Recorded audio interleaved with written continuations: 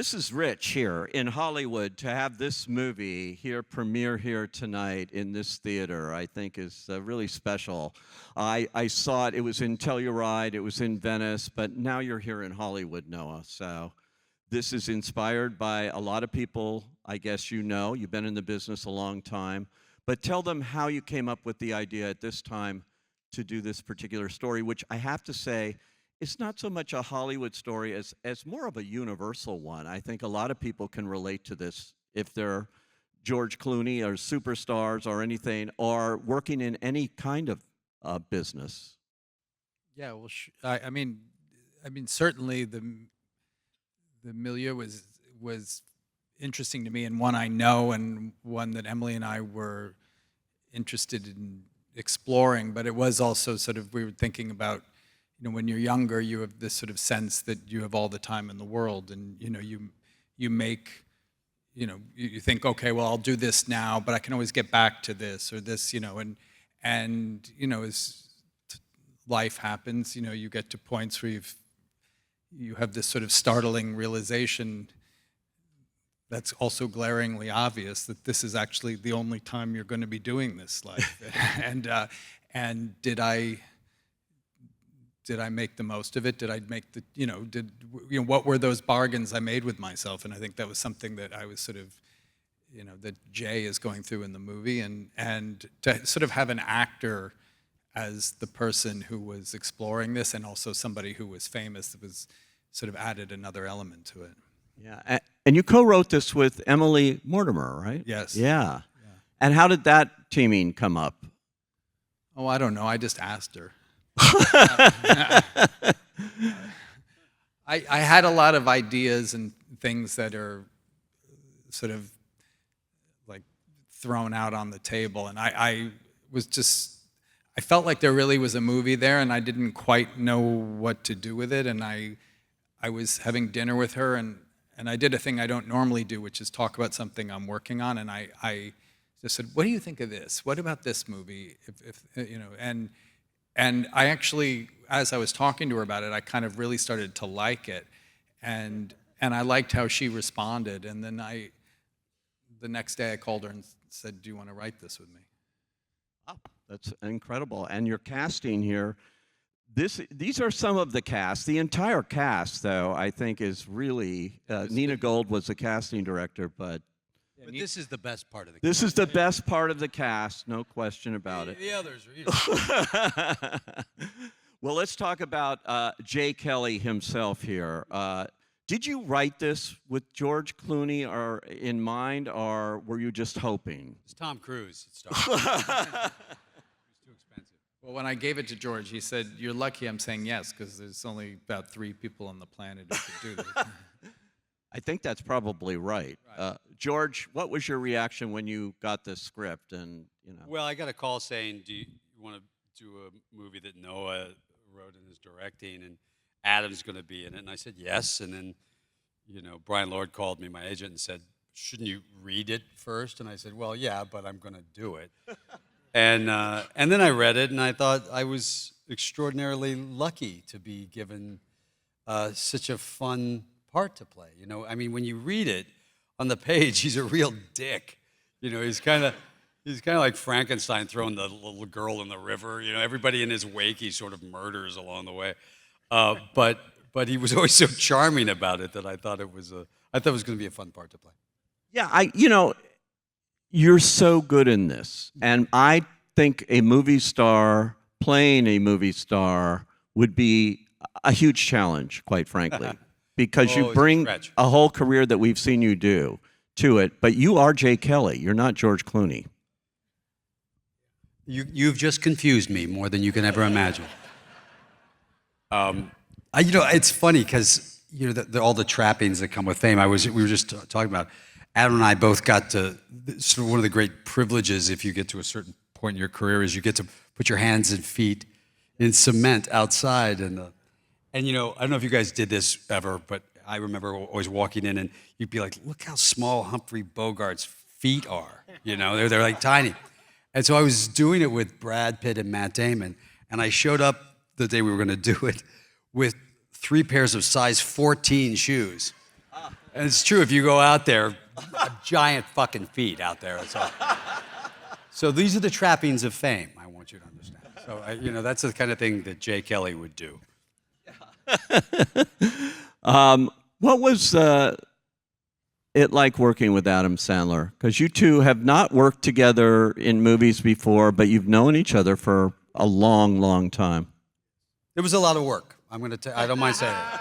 It was a lot of work, yes? There was tears, and that was just when we met. Look, Adam and I have known each other for 30 years. We played a lot of basketball together, and we've been buddies. But this was something very different. This was a chance to work with an actor that I greatly admire, and in a role that I thought he would be incredible in. And it's a buddy film. It's a love story between these two guys, and it was just an honor and a blast to be able to work with Adam. He's just a wonderful actor. Yeah, what about for you, Adam? I know I got a chance to talk to you in Telluride and tell you that you're just running away with the reviews, which you said you don't read. So, right. but you are terrific in this film. Thank you, as buddy. Ron. You really Thank you. are. I'm honored to be in it. I think everybody here is tremendous in this movie, and I think look, Noah wrote this movie. He worked so hard to make sure it was as good as it could be with Emily. You get the script, you read it, you say, I can't believe you gave me this gift. And then George is right. Us getting to be together was amazing. These guys, I didn't get to do anything with Riley, but I loved you in it, Riley. I think you're great in the movie. And Laura and I had a ball doing our scenes together, and it's something I'll never forget. And I loved getting to love this guy in the movie and try to make his life good. That's great. But you have such great chemistry. It's so believable that you've been, working with this actor for so long. Right. And will answer the phone at 2 a.m. no matter what, that he comes number one and at that point. And how do you develop that relationship here, though? I called my manager last night at 3:30, and all I heard was his wife go, hello? And then I said, can you put him on? He's sleeping! Just kidding. That's how you did it. That's it. And that's how. That's the end of it. That's method acting. All right. And Laura, I've been around the block a few times in this business, dealt with a lot of publicists. And watching you on screen, you nail it. You really do. Yes. Without any exaggeration, you just are. I totally believe it. I've know 100 people like her, that do this, really. And I know you've been around a lot, but how did you, when you got this role of Liz, how did you develop that? Well, as Adam and George have spoken so beautifully about Noah and Emily's writing and the gift of stepping into Noah's vision, which I've had the privilege of doing, we say now 4 times. It's not really that, but that's what we say. It's seamless. It feels effortless because he's so clear and there's such a specific musicality to the language that you can't believe you're so lucky to get to dive into it and to get to do that specifically with Adam and George, my family now, whether they like it or not. Was a dream come true. And then, of course, there is, as Noah crafts so beautifully as a filmmaker, there's the tribute to cinema and the tribute to all the people, all the craftsmen and women who tell the story, who make the story come alive. But then also embedded in it is the question of, for all of us, not wanting to miss it. And so getting to, with Adam, explore a relationship that took a back seat to being of service to our star. was an incredible thing to explore. And Riley, you basically come in with just a few scenes, but really sort of show what this movie's about too. The daughter there who basically doesn't really know her father as well as she'd like, and it was very poignant actually to see that played out, I think. And for you come from a famous family, so could you relate to it at all on that regard? I couldn't relate to their specific relationship. Both my parents were very present in my life, but I definitely could relate to wishing that things were different, or wishing that, I think that most kids and adults sometimes wish their parents were different, and I think the feeling of disappointment in your parents throughout your life, like all of these things that are very relatable, not to the degree of, it was not that bad, but I think that I think that they're very relatable emotions, which I felt, but I wouldn't say that they're my relationship specifically with my parents. Was it fun working with George Clooney? It was very fun. and The third person. Yes, George Clooney was fun. Yeah, well, I mean, the scenes were a bit sad, but it was as fun as it could be. Riley is such a wonderful actress, and there was what you don't know unless you sort of knew about the film. Noah did everything practically. There's no visual effects. That opening scene's a one, or the shots from the plane to the theater is a theater built on the back of a plane and all that stuff. And the scene that we do out in the forest is literally Riley hiding behind a tree like this until I walk by, and then she jumps out and we start to do the scene. And it's such an extraordinary performance because it's really hard to do that scene. Thank you, George. It was so hard. Yeah, exactly. Working with me is not fun. And it's really hard, but it's so hard to do, that scene's a tough scene no matter what. And it's like, you're in too soon, or we could see you're hiding behind the tree, and all the other things you're trying to deal with. I was so impressed by her skill at that. Well, you're really good in it too. And David Heyman, you produced now. This is your third picture with Noah that you produced. How does that relationship work that you keep coming back? What is it about Noah that makes life easier for you as a producer? He just asked me to do it, so I just say yes. I think like everybody on this podium. I think this film, I was probably more present than any of the films we've been on. And probably had the most fun of the three films we've worked together. It's a privilege to work with Noah. He is the most, as a producer, he is the most prepared director you can imagine, and yet still leaves room for invention and creation on the day. He is over every single decision. I mean, prep is quite long, which I think is great, and the film comes together over the course of prep. But he is a master he's a master filmmaker, and to work with someone who really understands film, understands producing too, but as a filmmaker, understands every aspect and is over every aspect of it. I mean, everybody talks about Noah's words, but there's so much more to Noah than the words that he's written. And as a producer, to partner with him, to work with him, is a gift. It's what you want as a producer. You want to work with people who never settle, who are always pushing and encouraging the people around you to give their very best. He also creates an atmosphere which is, again, allows people, they feel safe. Actors, production designer, costume designer, everybody on the crew, he gives them, he has a very strong vision, but he allows everybody to participate in that creation. And as a producer, again, it's a gift. How about that? That's good. Yeah. I'll take it. I love the cinematography here. It's really exceptional. And the one-shots, I mean, the opening of the film and all of that. How did you decide to shoot it that way?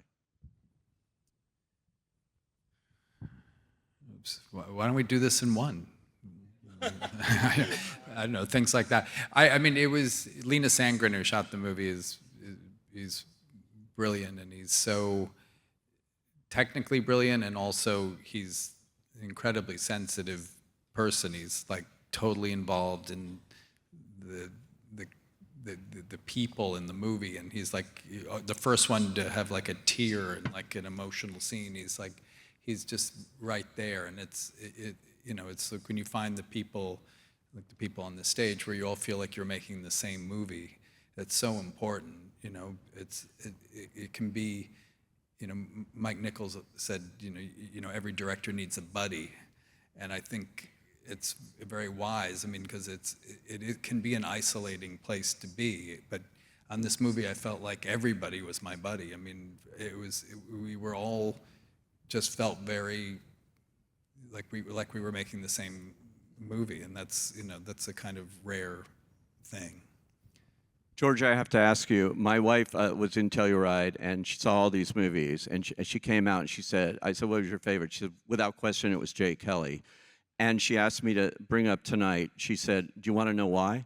And I said, because it made me cry when he's looking at his life flashing before him as a star. I cry looking at my life flashing before me. when she just goes, it just moved me so much to watch him look at that. But when you shot that, you weren't looking at it, right? You were just... No, we were looking at it. In fact, were you? That was very the first time. take that he watched his That was reel. the first? He'd never seen it before. Wow. And I didn't, and when you see me grabbing Adam's hand, that was actually real too, because I didn't know he was going to do that. I thought he was going to do some CGI version of my career and mostly just play on my face.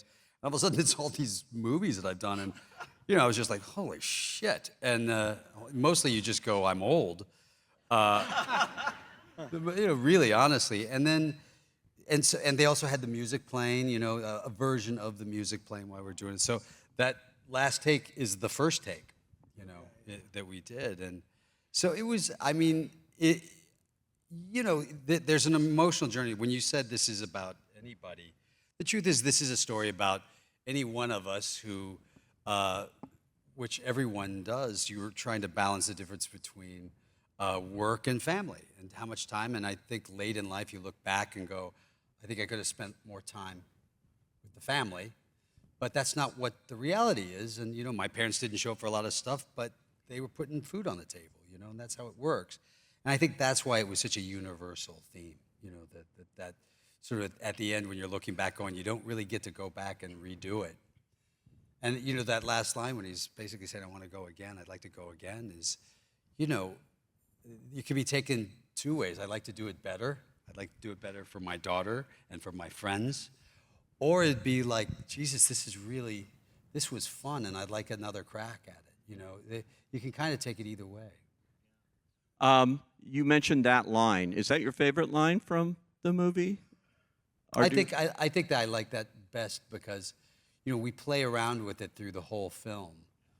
There are other scenes that aren't in it anymore where he's even still trying to react to the first scene. After I get in a fight with the guy who steals the purse, I sit down on the phone, I call the director, and I act out that first scene you see in the movie again. I go, I think I figured it out. I'd like to go again. So there's a lot of that sort of repetitiveness, and I thought that bringing it all back to I'd like another try at life. I think that's a good. I thought that was a pretty thing to do. It's a great line. What's your favorite line that? Well, my wife is like your wife. She loves the movie, and we've talked about Riley's line about when she says to Jay Kelly, how I know you didn't want to spend time with me because you didn't spend time with me. That breaks my heart. Yeah, that's a great line. Yeah, Laura agrees with that. What about you, Laura? I have one that you do, but let me see what yours is. You surf, Jay? That's my new favorite. It changes every time we watch the film, but that just kills me. Yeah. But also, we were just talking about it. I said to Noah, when your actors love your movie so much, when they're standing waiting to come out for the Q&A, and we're talking about what our favorite lines from the movie are, but also when you said, what if it didn't, to him? Ouch, oh, that just was so beautiful. Broke my heart. Well, my favorite line that you did was, looking at him and saying, you know what? It was fun. He was our baby, and now we have our own babies. Oh, my God. That tells you so much about that character. It's great writing and beautifully delivered, Okay, that's my favorite now, too. Damn it. It's good. It's really good. I also like when Adam says it's a good nut. It's a European nut. Oh, yeah. Classic. Also, what's the one about dying in L.A.? What was that line? Oh, yeah. What's the line? Death is so surprising, Yeah, death is so surprising. particularly in LA. Particularly in L.A. That's a great idea. That line kills me. Riley, do you have one? I have many, but I think that I'm gonna vote for. Is it like what I'd like to go again, or whatever the line is? Okay. That like destroyed me. Well, that's Yeah. cool. Okay. Yeah. And David? All of them. Producer.